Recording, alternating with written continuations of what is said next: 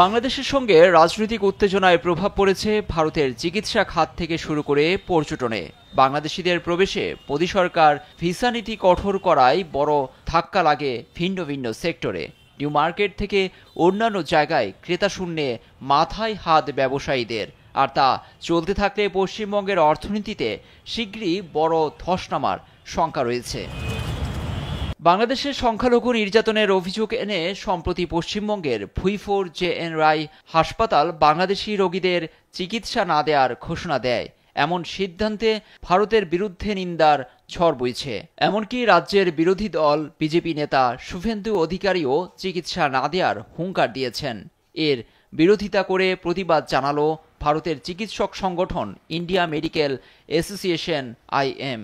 বুধবার সংবাদ সম্মেলনে অংশ নেয়া সংগঠনটির পশ্চিমবঙ্গ শাখার দুই সদস্য বলেন, চলমান অস্থিরতায় যেমন বাংলাদেশি রোগীরা সমস্যায় পড়েছেন, তেমনি আর্থিক ক্ষতির মুখে ভারতের চিকিৎসা ও পর্যটন খাত।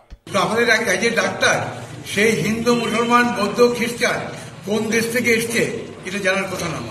অনেক হসপিটাল কিন্তু খালি যাচ্ছে due to lack of Bangladesh patient. কয়েকটা হসপিটালের নাম আমি বলবো না, দিয়েছে 30% রোগী কমে গেছে। ভারতের সব হাসপাতালগুলোকে সঠিকভাবে রোগীদের সেবা দেওয়ার আহ্বানও জানান সংগঠনটির আরেক সদস্য। আমরা কোড অফ মেডিকেল এথিক্স, আমরা হিপোক্রেটিক শপথ নিয়েছি যে আমরা সবাইকে চিকিৎসা করতে বাধ্য এবং আমরা কখনো ডিসক্রিমিনেশন করতে পারবো না। এটা আমরা বিশ্বাস করি না যে এটা করা সম্ভব বা করা উচিত, কিন্তু রোগীদের কোনো বয়কট বা বঞ্চনা করবেন না।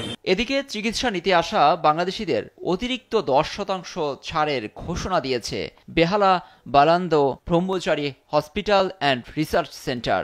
এমন ঘোষণা দেন হাসপাতালের দুই শীর্ষ কর্মকর্তা। লুৎফর কবির, নিউজ ডেস্ক, দেশ টিভি।